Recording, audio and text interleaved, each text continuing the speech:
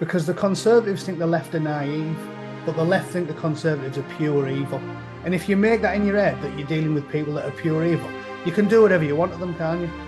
Socialism will never die because it gives a simple answer to a very, very complicated question, which is how should humans live? So the thing with Starmer is when you've been completely consumed by an ideology, you know what they think. You don't need to guess. Like, for example, I know every single political position Keir Starmer has without me having to ask him. I know where he stands on gun control. I know where he stands on abortion. I know where he stands on euthanasia. I know where he stands on economics, healthcare, private education, anything. We know it all without even bringing the subject up. And that's what an ideologue is, you know what I mean? So we don't need to guess what Keir Starmer thinks. We know what he thinks.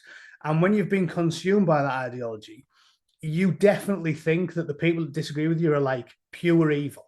Like he thinks the people who went on Facebook and typed, get rid of all the I never say the M or the I word because YouTube seem to not like it. The big golden churches with the spires.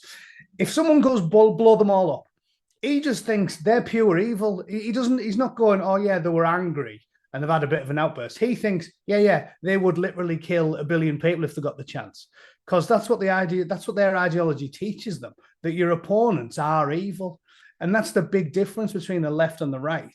And I think it's why I've graduated, because I still consider myself to be a sort of socially liberal centrist fella, like compared to American politics, certainly, because I'm not religious and I've never been mega like on board with all of the social policing, you know, like the people who get angry about like drugs and gambling and vice and virtue and all that type of stuff. I've always thought myself to be like a socially liberal centrist, but I've only gravitated towards the right closer and closer over the last few years because of that reason, that they become obsessed with demonizing their enemies. Because on the right, they seem to think, like, especially out here, conservatives in America think the lefties are misled and naive and a bit silly. And they think their ideas of utopia are childish. So you should always be risk averse and try and be a little bit pragmatic, but be wary of how bad things can get. Whereas the left just think conservatives are just awful people. And I think this is why they're as dangerous as they are, because the conservatives think the left are naive, but the left think the conservatives are pure evil. And if you make that in your head that you're dealing with people that are pure evil, you can do whatever you want to them, can't you?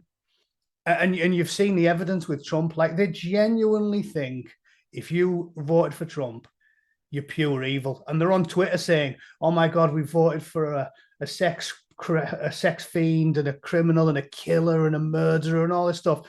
And it's 80 million people voted for it.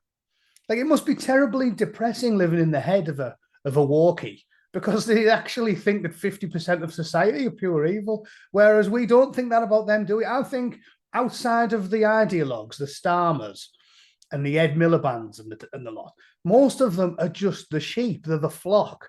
And the thinking, if we wholly give ourselves to this ideology, we can make the world a paradise, and everyone will be fed, and all the kids will be clothed and housed, and everything will be brilliant. Whereas we just think, yeah, but you're delusional. Like, if you kill free ownership and capitalism and rewarding hard work, everything will just go out the window. So we conservative-minded people are more like Thatcher, and even she wasn't mega conservative. She was more like me, like a sort of social libertarian type. Like, you want to go for a gradual approach. Like, we keep the system how it is, and we try and make little incremental changes to help the poor, and little incremental changes to help but they just go, the whole system's broke, through out the window and start again. And it's like, yeah, but what if that has massive unintended consequences? And that's the danger. They never And we think, know it does because we've seen that last century.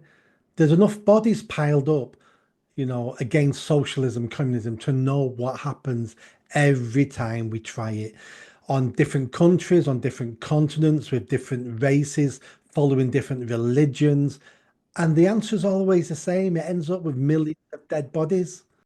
who's going to do farming? I mean, this is a classic example for like these sort of socialist types who just want to give everyone everything free.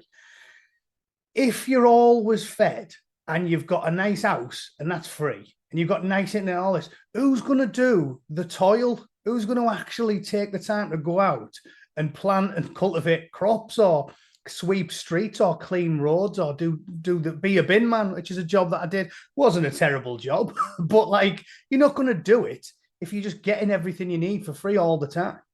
Society had collapsed completely. But again, it's idealism because they're in the thrall of an ideology. They don't think about these things. They don't really think about it too hard, do they? Like they're just going, oh, They don't, and they never have. That's why socialism will never die, because it gives a simple answer to a very, very complicated question, which is how should humans live?